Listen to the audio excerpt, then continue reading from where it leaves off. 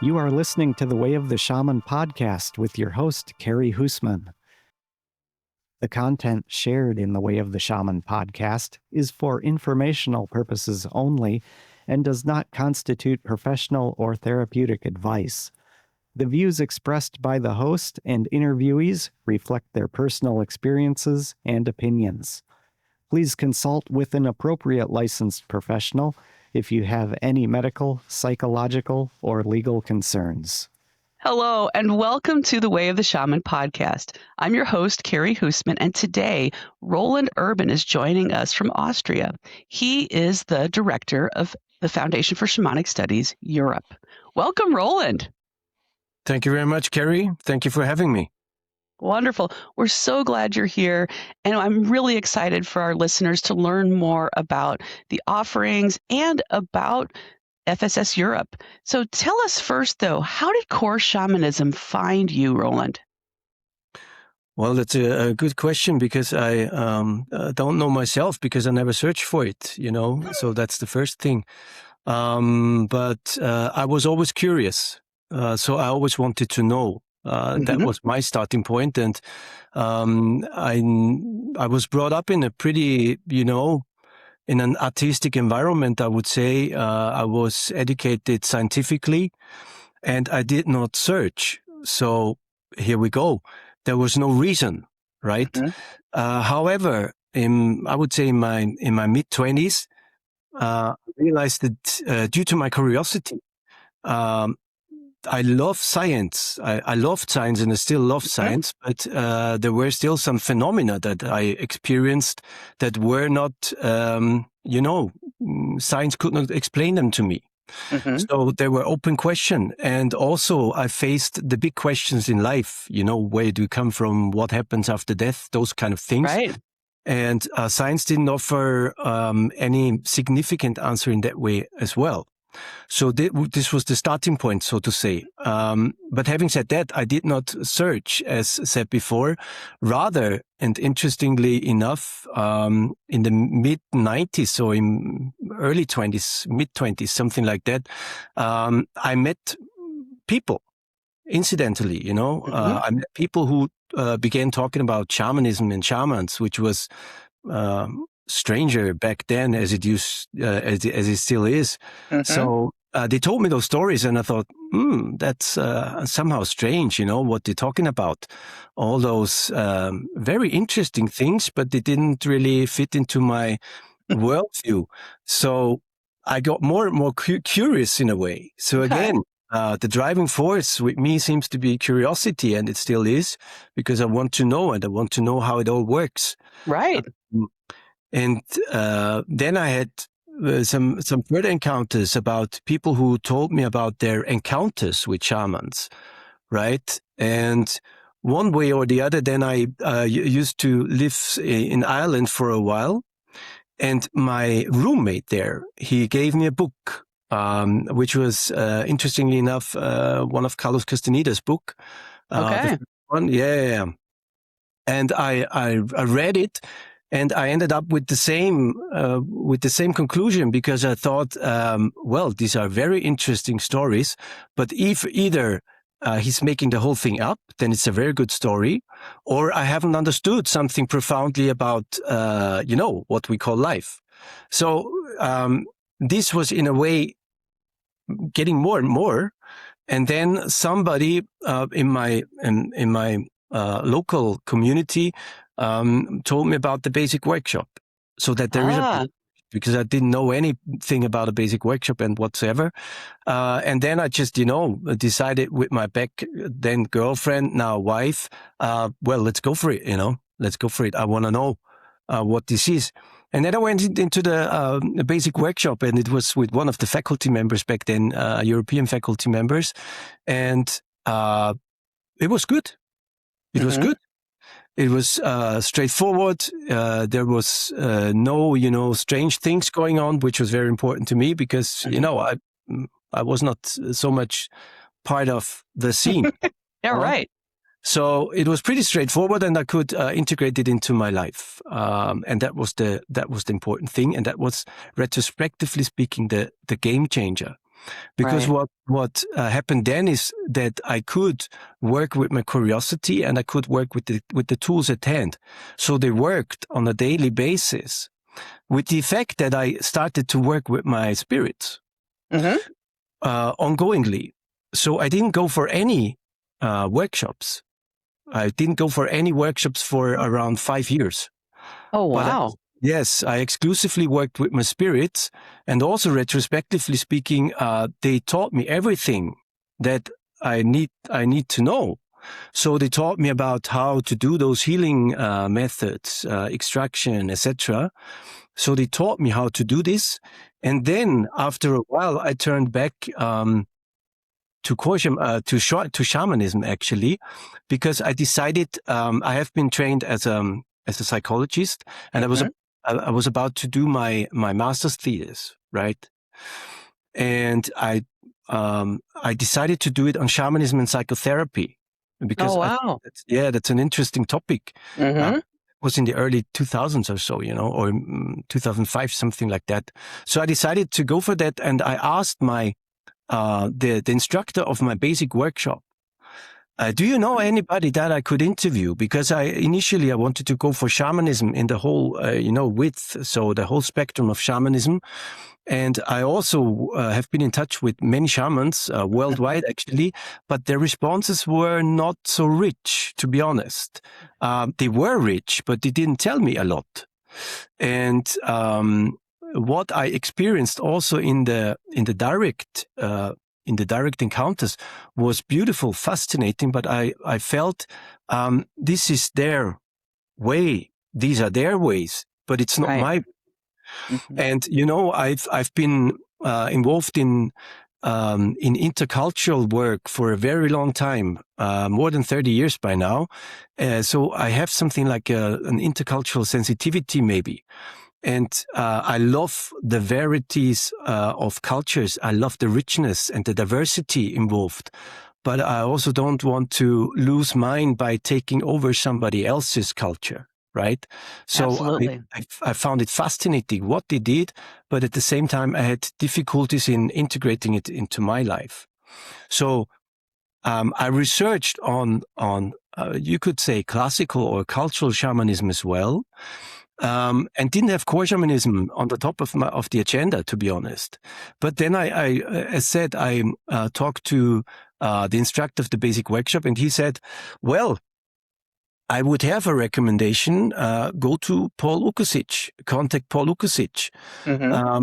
But I tell you, he might not respond in the way you would like him to respond, because he is a very clear person and has a very clear set of mind when it is about shamanism. But, just give it a try. And this is what I did then. So, being a student of psychology, I contacted Paul Ukosic, and he was, like Paul Ukosic founded the foundation here in Europe, and was the director back then. And so I got in contact with him, and then, we just made an appointment in his flat in Vienna. And I was a bit, I did not know what to expect, because what the instructor told me was not most inviting, right? But then, when I met Paul, it was the kindest and most generous person. So we just entered the chat. I did an interview with him on shamanism and psychotherapy. And then he just said, all right, if you want to go deeper, then just let me know. And I asked to participate in one of the workshops with him from the researcher's point of view. So this is what I did, and I researched on it, and then I wrote my thesis on it. And that was basically one of that was the key period, I would say, because with this, the decision was taken for me to go for core shamanism. And it was not a moment in time, but it was rather a process of researching. Again, I'm curious. I want to know. And together with the experiences that I made, and together with the experience that I made within the core shamanic context, and especially, of course, with Paul and Roswitha, because they just welcomed me. And what was interesting is there was no dogma involved, not at all. Right. So they wanted to, they didn't want to sell anything, and they didn't want to, present it in a nice way, but they just did what they did. And it was, as far as I could understand it back then, fully shamanic, and at the same time, very much European in the 21st century. And this is what was convincing. And then, having done the master thesis and finishing my studies, it was pretty clear that core shamanism is actually convincing to me. And for me back then, the conclusion was, and probably that says a bit about me, is not that it is, the system, that there is not a dogma involved, or that it is not a belief. But for me, the conclusion was shamanism is the most coherent and comprehensive working hypothesis of what we call life. So when I face those big questions, and when I face this wonderful world that we are a part of, then actually shamanism explains it the best.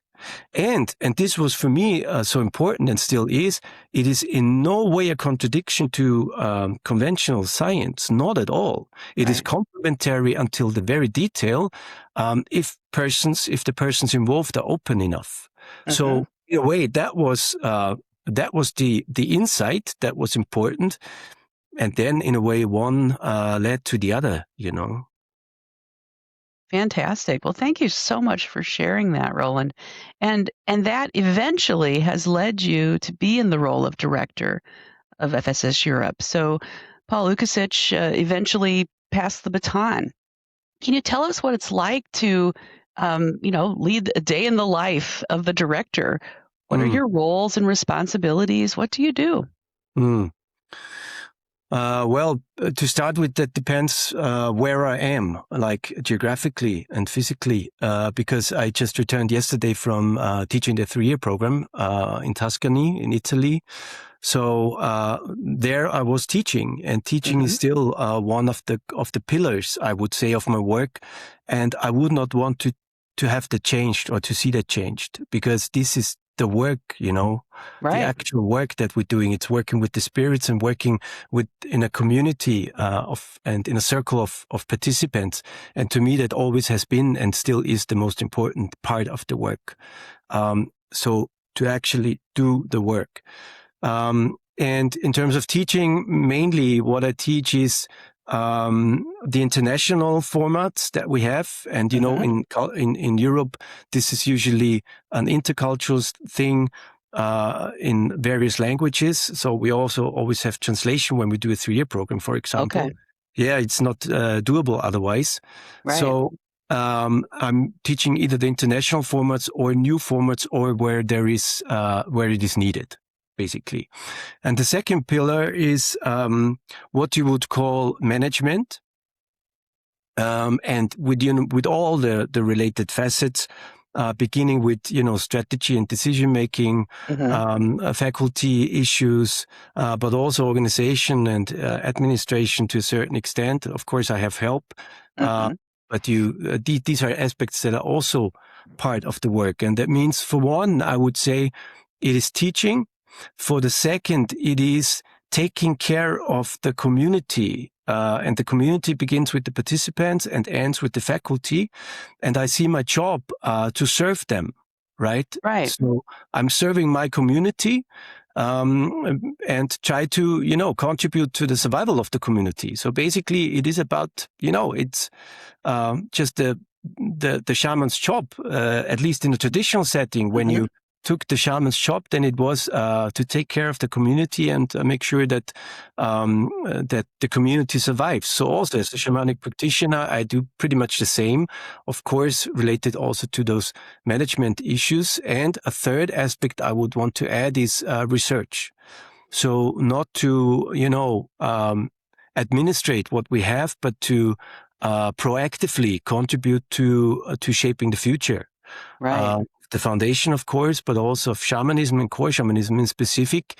So that's basically it. So it's research, teaching, and management to a great extent. And with this, taking care that we have all the information that we need to answer the questions of our time, and making sure that we have the answers that we need, and also facilitating and monitoring the process of implementation. So to make sure that the community that we have in the Foundation for Shamanic Studies Europe here, that it is healthy and balanced, right? So that's basically what I do. Yeah, well, thank you for that. Can you tell us a little bit about what it was like with Paul Ukasic being director for those years, and then the process of FSS Europe growing and developing? Can you tell us about that? Mm-hmm. Well, if we talk about the development, then we would have to go back to the very beginnings, and that was 1982. Paul Ukasic was back then a journalist in one of the big newspapers in Austria. And there was a conference held in Alpbach, which is a mountain village in Austria. And one of the speakers at that conference was a man called Michael Hanner. So Michael did a workshop there, and Paul went to the workshop. And Paul, he did not start from scratch in terms of spirituality, rather the contrary is the case. So Paul was a science journalist, and he researched a lot on spiritual ways. And he pioneered the field in that regard, because he published quite some books on, what you would call psi phenomena, on naturopaths, alternative complementary medicine, those kind of things. Okay. So this was with what he went there. So for one, this knowledge about spirituality, and on the other, being a science journalist for one of the big newspapers in Austria. And he went there and took the workshop. I think it was 3 hours. And he afterwards he wrote in his notes that what he saw was very convincing, because it worked in the first place. Secondly, there was no dogma, but it was a practical methodology that could be applied in a very straightforward way. So also Paul, evaluated what was going on the basis of his own experience, and that was convincing. And long story short, this was when those two men met, and then Paul invited Michael to Europe, and also others were there in the first days. But over time, Paul became more or less one of the major or most important persons in Europe here, in contact with Michael. So it was step by step. In the beginning, it was a small circle of a few people. They were organizing workshops, and Michael came over, and then step by step they established actually practice. So how it started was workshops now and then, and in between practice, especially in the form of drum circles, and this explains a lot about the European ways, because in Europe, our way of doing things is still very much focused on the weekend workshops, and in between the workshops, practice. So after the weekend workshops, people can digest and then implement what they've learned through practice, through client-related work in drum circles, days of practice, etc. And this is actually so since the very beginning. So Paul himself then became a faculty member in the mid-80s, so 1985, and then things slowly but surely started to take shape, So the foundation as an organization was founded in 1987, so we're celebrating next year our 40th anniversary as an organization. Wow. And then basically it was a constant growth and development, and there was really kind of a momentum since the 90s. So since the 90s there was a fast growth, and also more faculty members entering the faculty, first in the German-speaking countries, because that was primarily where Paul was on the way, but also then beyond that. And step by step, what was never planned actually was established, which is a multicultural, multilingual faculty that nowadays I think includes 15 or 16 countries that we teach and 11 or 12 languages, something like this. So it is a very interesting organism that we have here. Yes.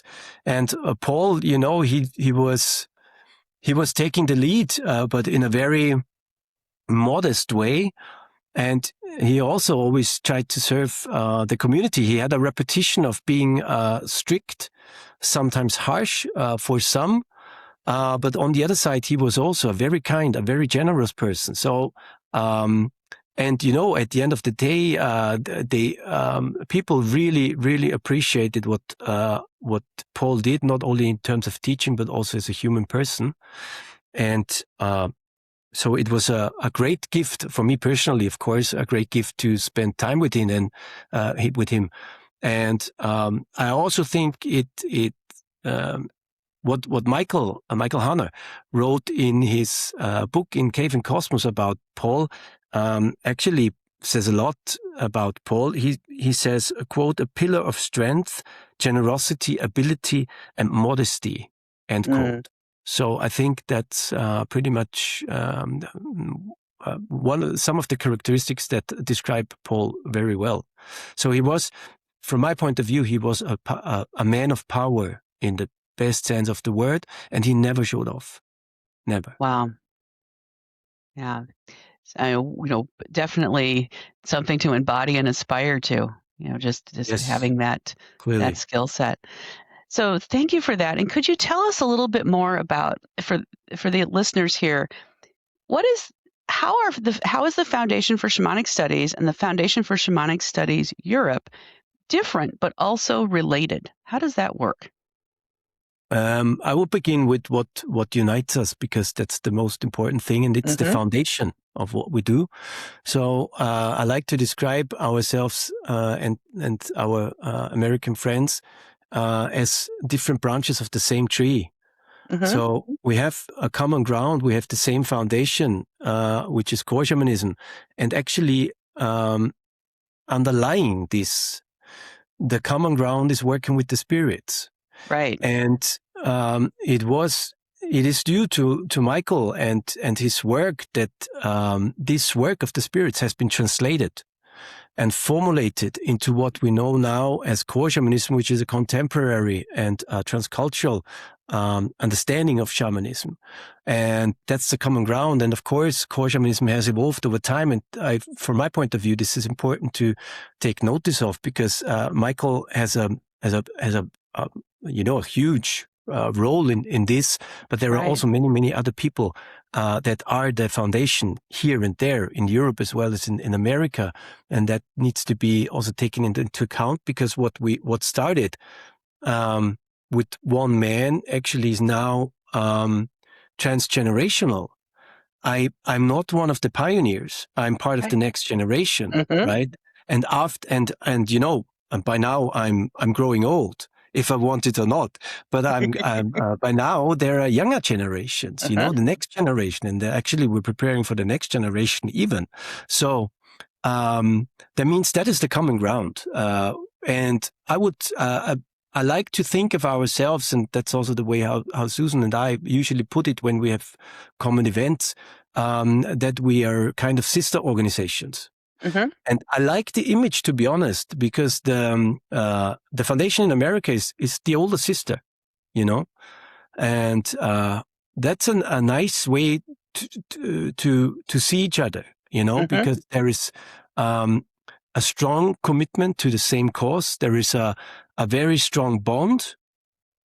But at the same time, we have different families that we have to take care of, right? We come from the same family, but we have to take care of different communities. They are embedded in different environments, in different lands, in different specifics, So the situation in Europe is different than in America or elsewhere, because of this, as I already mentioned, this multicultural setting on this small continent, in terms of size.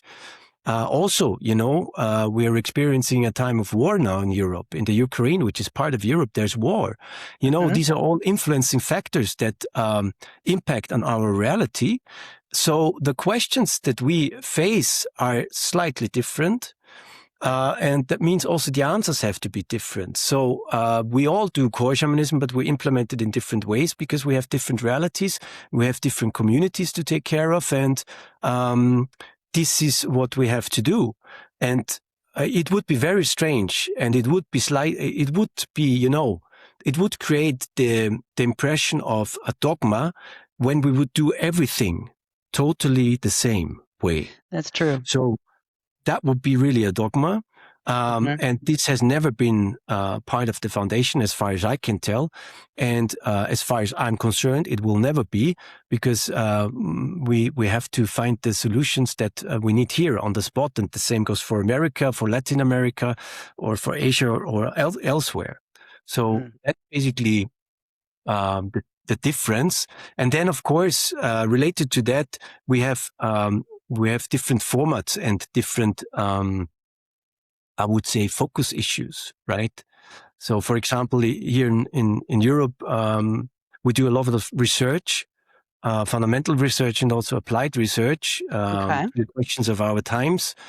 We also try to go public with it when it is the right time to do so. We do conferences in person and also online and those kind of things. And we have a very strong network of shamanic practitioners all over the place, So people in Europe, people like to meet up a lot and do the practice together in an in-person environment, and that hasn't actually changed during COVID. Interestingly enough, so we were able to maintain quite many offers during COVID, or of course invented or developed some further because the situation just changed. Yeah. Well, and I'm glad for you to describe that too, just because I know there are differences with regard to virtual versus in-person training, and how you've chosen to navigate that as an organization. But I would like to ask a little bit more about, you mentioned, the vast number of countries that you have classes being taught in, the language differences, and how you're navigating that with translators. Is there anything more you need to do to navigate with cultural sensitivity and humility, the variety of needs? Yes, clearly yes. And that's I can imagine that's a work in progress, right? There's always going to be new needs potentially. Yes. Most of all, I would say you have to recognize and also acknowledge and respect that each culture is very unique. Yes. And that each culture thinks of themselves as very unique. So you have to acknowledge that, and that's very important. Secondly, I think due to this, you should not direct, in the sense of we're going to do it that way, but rather to try to understand the cultural ways and the cultural specifics, and try to adapt rules and, procedures to cultural specifics, and not necessarily the other way around. Right. So that's most important.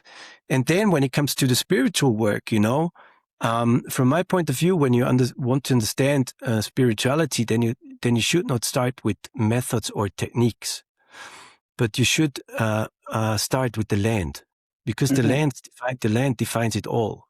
Right. And culture is embedded in the land, in the natural, environment. And culture is it's not a one moment in time, but it's a part of a history that reaches back for a very long time, including the ancestors, including the stories, the legends, the songs, the dances, and including what you would call cultural heritage, right? So you would have to take care of all these aspects And long story short, that means you need to understand the cultures involved, and then in a next step, from my point of view, to be open and curious and ready to exchange. I'm a big fan, big fan of diversity. I'm a big fan of, sharing and exchanging and negotiating, and here the circle closes, because when you want to work interculturally, then you need to have a very clear set of values, ethical principles, do's and don'ts. So you have to be very clear about the red lines. And Yes. these are your compass along with which you navigate. And when you have this, then you open up fully as much as possible, and you just hold the framework, So it is a bit similar as what we do in the shamanic work, because in shamanism, we also, and core shamanism specifically, we have a very clear framework. We're very clear about what we do and what we don't do.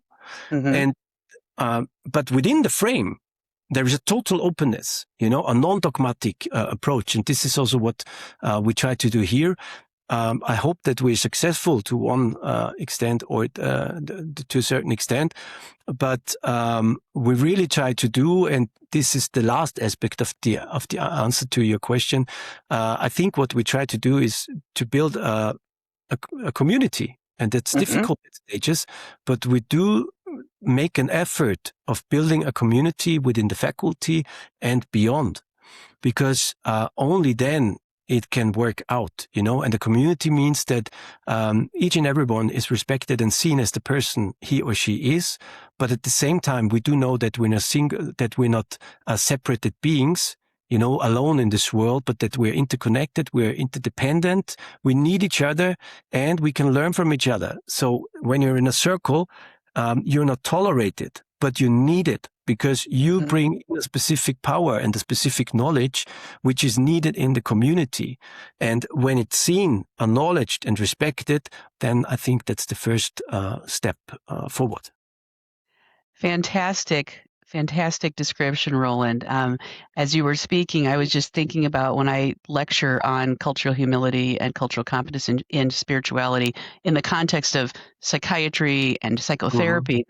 And the way you describe that is such I'm giving people resources for how to learn enough about a culture to be able to go into that room in the hospital and understand how I need to interact, right? When they know very little about that culture. And then if they have more time, how to prepare themselves, and they have even more time, how to prepare themselves. But for you in this situation, you're right. You are being the bridge and the welcoming and the inviting in versus, okay, I've labeled that group and now I know everything I need to know about them and I can move on, which is so opposite of how it needs to be done. No, totally. And that's also the, one of the very basic experiences in the workshops. And that's something that is very, very important to me, that people feel welcomed as the ones that they are, Exactly. And this is why the circle is so important. The circle is a wonderful representation of a principle. And part of this representation is that it doesn't have an end or a beginning, so it goes on. It doesn't it doesn't matter where you come from, what position you have. Your status in ordinary reality is totally irrelevant, but it is just that you bring in your power, your very uniqueness. I'm a total fan of uniqueness, because this is what it is about. And this is also why I explicitly ask those persons that come to the workshops that I'm grateful that they're here and that they dedicate their time to working with the spirits in a circle like this, And when they feel welcome, that's the first wonderful thing that happens, actually. Yeah. It's so true. And so putting on your future vision for a moment, growing FSS Europe as an organization. Now, obviously, supporting individuals learning core shamanic methods is, foundational and what's expected of you, but you're also wanting to support and learn from indigenous peoples and their traditions and how they're thriving and doing what you can to help them thrive. So, how do you see the future for the Foundation for Shamanic Studies Europe 5, 10, 20 years down the road? What do you envision? Well, difficult to say, of course, because you never know what will be then. But so, for one, growth is not our aim. That because there is no master plan that we want to follow and expansion or whatever. So all those ideas are not ours. We always try to perceive what and where are the needs and the demands, Right. and try to act accordingly. So when we're called, we offer. When we're not called, we don't offer. So that's one, and I think that we will continue to teach in various countries, and that probably even more than now could be at least the case, but you never know. Secondly, I would see some pillars of our work. For one, again, the research. I think that's something that will go on and has to go on, because the questions of our time will change, and our knowledge changes and everything. So we need to evolve, and research is the very bottom line to be able to evolve. Second, of course, the teaching and the practical aspect of it will be the same, because that's at the very heart. That's the core of it all. And third, what we also have now, and what we initiated, especially the last couple of years, is cooperations of the various kinds that have to do with applied shamanism. So where it is not about researching and teaching, but about implementing.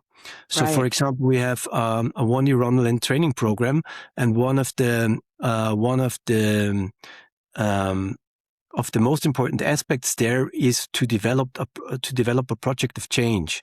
So participants are requested to carve out, design and implement a specific project in change that they implement in ordinary reality, thereby actually impacting on ordinary reality and creating a change. So this is just one example, and this is what I think it will. So this application-oriented approach will become stronger. That's my feeling. So thank you so much for that answer, Roland. And I would like to ask a different question about being a shamanic researcher. What has that been like? And can you tell us a story about your experiences as a shamanic researcher? So basically, it has, of course, various facets, I would say, but one has to do with classical research, like, literature, etc., all the sources that are available. And the other one is for sure what you could call field studies, from a scientific point of view, talking about from a scientific point of view, and basically trying to get in touch with people who do shamanism. And from the European point of view, I do that wherever it is possible in Europe, but also outside of Europe, of course. And that means I'm most obviously interested in shamanism. And the question is always, how do you define shamanism at the end of the day? Because it's working with the spirits in a very specified way. And the question is, where do you find those traces? And you find the traces of shamanism for sure in so-called indigenous cultures that have an unbroken tradition. But also in Europe, you find many, many very interesting traces and lineages and legacies. So, and because you were asking for stories, I would say, well, I was talking about the San people already. And the San people are in different regions, in different South African countries, but especially the ones that I've been to in Namibia. What you find there is a very, very reduced form of shamanism. And being a core shamanic practitioner, this resonated a lot with me, because what I found there is what I call, in a way, shamanism 1.0. So the very reduced form, because they have elaborated procedures of how to work with the spirits, involving the whole community. And when there needs to be done important work, then they have classical dances, right? And they dance the whole night through. So it is not a moment in time, but they know that they have to make an effort as a community. And when they do so in an orchestrated manner, because everybody in the community knows what to do and what his or her role is. So they get together. And when you have those occasions, they usually take place when it is dark. So, when it's dark. And what you have is a fireplace, so a fire, singing and dancing. And that's it. Not more. Wow. Yes. So very, very reduced. And then when they do the work, it is most fantastic because they try to build up what we would call power, spiritual power. And when enough is available, then the shaman can do his work. And the shaman doesn't do his work independently from the community, but in they breathe together. They breathe together. To give you an example, the classical role, at least in these communities that I've been to, the classical role of the men were to dance, right? So they dance in order also to, work with spiritual power and mobilize spiritual power that allows the shaman also to do his work. And the classical role of the ladies, it was to sing and thereby contribute, and building power that way. And build up power. And when the shaman has altered his state of consciousness, and when he's ready to go, then it might be that he falls down and goes on a journey. And he does so in order to negotiate with the ancestors. These are their primary spirits that they work with. Because the ancestors themselves, they are the axis or the connection to the creator. So they have different mediators, and they perceive a networked universe. So in a way, you have the community and everybody knows what to do. And then you have this greater whole. And also it is networked, and you have mediators, nodes in the network. So it's fascinating. So the shaman goes on the journey, and it is the ladies, the women, who actually impact on that journey a lot, because the shaman doesn't do it independently. But when the singing of the women is loud, then the shaman journeys on further and further away. But when they reduce the volume, then it's like a callback. It's like a callback. So they actually influence the shaman's journey a lot. And you see, when you take that all together, then it is the whole community doing this sacred work, embedded in the natural world of the Kalahari Desert, there in this community. And so you cannot isolate it, And this actually leads to a profound understanding of not only shamanism, but about our universe and our cosmos, and these are exactly those stories and those experiences that influenced or impacted on my way dramatically, because they expanded my scientifically based worldview dramatically. And with shamanism, I found out how much richer and also beautiful this world of ours is.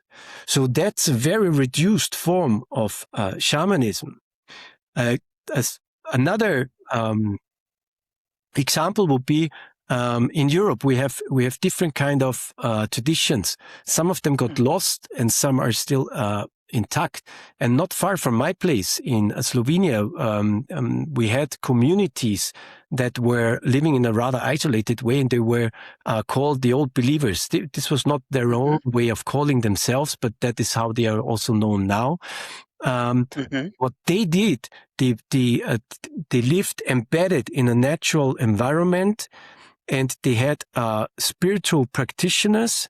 And what they did is, seen from a meta level, is purely shamanic. Only you would not call it that way because we don't have Mhm. shamanism anymore in Europe, so they say. So, but what you find there, and we had the great gift of being in touch with the last witness of these communities, the late Pavel Medvedchuk, and he told many things about it and shared a lot of us about it, and it's fantastic. The way these communities were structured and how they worked was really purely shamanic, and they even had, for example, they worked proactively with the land. Mm. And they had specialists that were, you would call them seers. So their responsibility, it was to move around in the land and make sure that there is balance in the land. And they worked with rocks that they called snake cats. And when they experienced an imbalance in the land, they had to rearrange the snake cats, those rocks, or to add additional rocks in order to recreate balance in the land. So you see a very elaborated way of working Right. the spirits of the land. So that's one of those lineages. And another one, last example, I've been to Bulgaria couple of years ago. Well, I go there regularly to teach also and to support my colleagues over there. And I think it was 3 years ago. I've been there and met a traditional practitioner, spiritual practitioner there, who, and that was what people told me, who does it the traditional way in Bulgaria.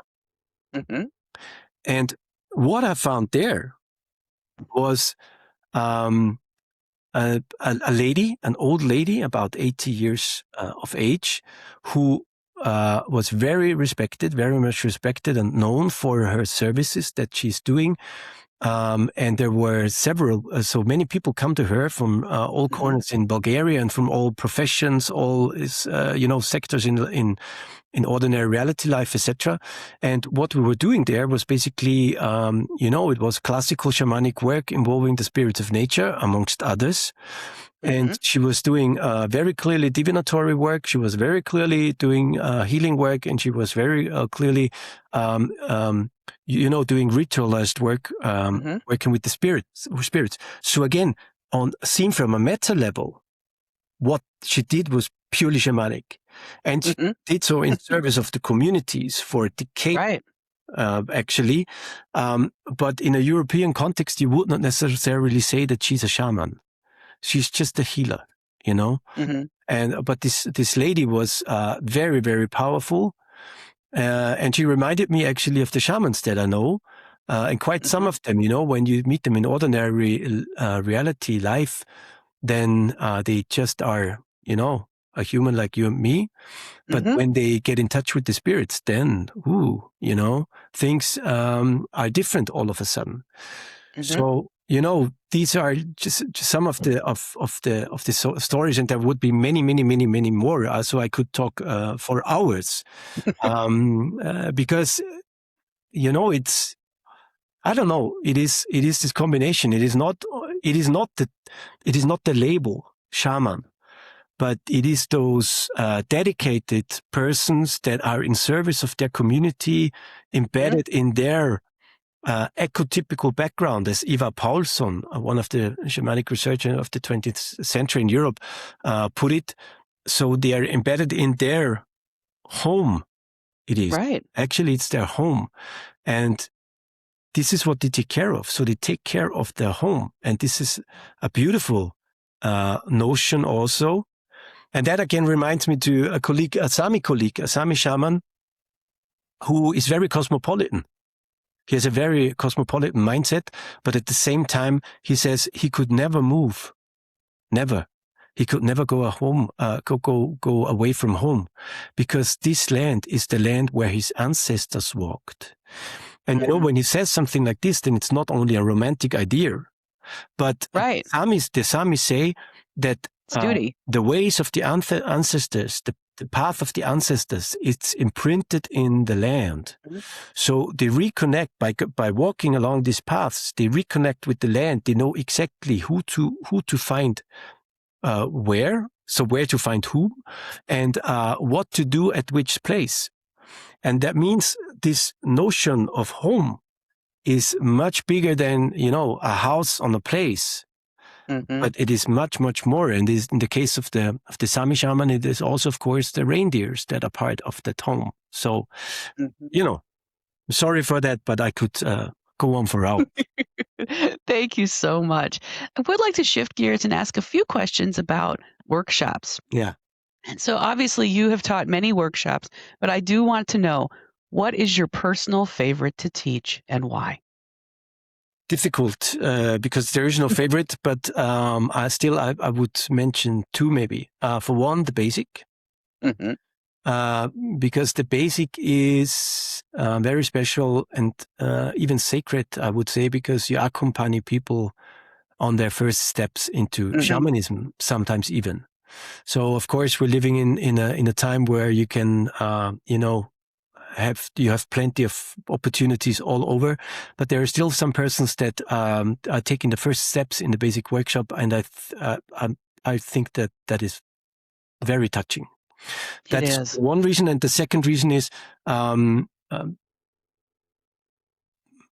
people ask the best questions in the basic, because the more you so-called advance, the more you have to. The more you have to confront yourself with the basics again. That's true. That's my conclusion. And in the basic workshop, participants ask questions that you don't have in advanced workshops, and that's very beautiful. So that these are two reasons why the basic is for sure one of my favorites. Aside from the fact that people are put in direct interaction and contact with the helping spirits, which is the game changer, as I've experienced myself. So that's the one. And the second is a European specific, the power of the mountain, because it is in a fantastic environment, which is the mountains, very powerful, very middle world, and also very, you have to be clear on what you do, because if you do not if you don't know what to do in the mountains, you can end up in bad situations, Right. So it requires a lot of clarity. The whole thing, in ordinary as well as in non-ordinary reality, you have to do with middle world spirits a lot, etc., etc. But at the same time, it is embedded in this middle world and in the ordinary reality, and on the mountain, as we call it. We don't call it the power of the mountain workshop. The people always refer to it as the mountain. Yeah. On a mountain, you can experience community at its best, not as a didactical principle, but because when you go to the mountains, you have to do community. There is no way around. So what you have there is really community at its best, and this is a very precious experience for all involved. And this is also what people feedback, that it is just amazing, not only to spend a whole week in the mountains, hiking the ordinary as well as non-ordinary realities, but also experiencing this very unique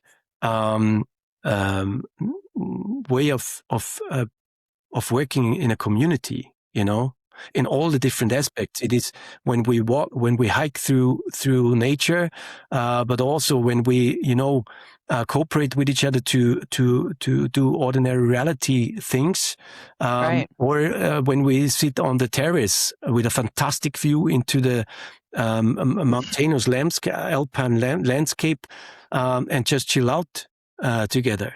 So, yeah, I could delightful there. I mean, really, truly, it is one of the workshops that I really want to get to Europe to take, because it just sounds phenomenal. And those other students I know who've taken it say it is absolutely amazing and profound. Roland, could you tell me a little bit more about, you've already mentioned some practice days and drum circles.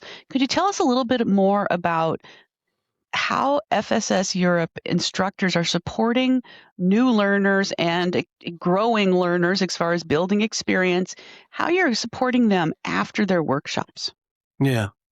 Actually, in many ways, we try to do so in a most comprehensive way, whatever is possible, of course, because we also have limited resources. But for one, we try to support the client-related work. So we have a network of shamanic practitioners all over the place. Same goes for drum circles, which are very important here and for us. And they're a consistent part of the practice. Right. Third is days of practice, so where circles of shamanic practitioners meet with each other in order to implement in practice and also train practically what they have learned in the workshops. Good. We offer that mainly in person, but also online.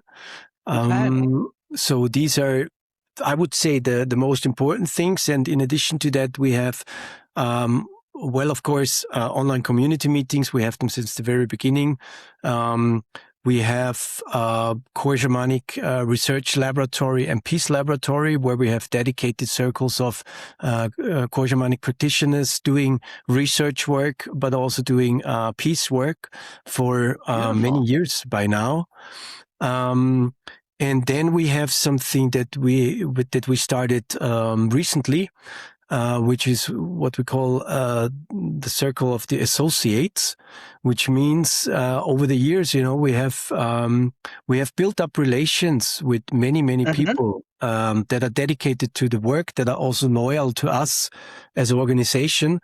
And for one, we just wanted to say thank you and appreciate also their contributions that they brought in over many years, and at the same time also see how we as an organization could make use of their capacities and potentials. And this is why we said, okay, we're going to invite persons to become associates and collaborate with us, cooperate with us on a different level. So we want to move them closer and or invite them closer and want them to move closer to us as an organization. And this is what we do. So we just started the process, and we're going to train them in core shamanism, of course, but not what you learn in workshops, but related to some focus issues, and also and then we want to, together with them, decide what is their place in the foundation. So, and that's a game changer a bit, or it is a step in our evolution, because up to recently it was, if you're part of the foundation, then you were either participating or you were part of the faculty or of the staff.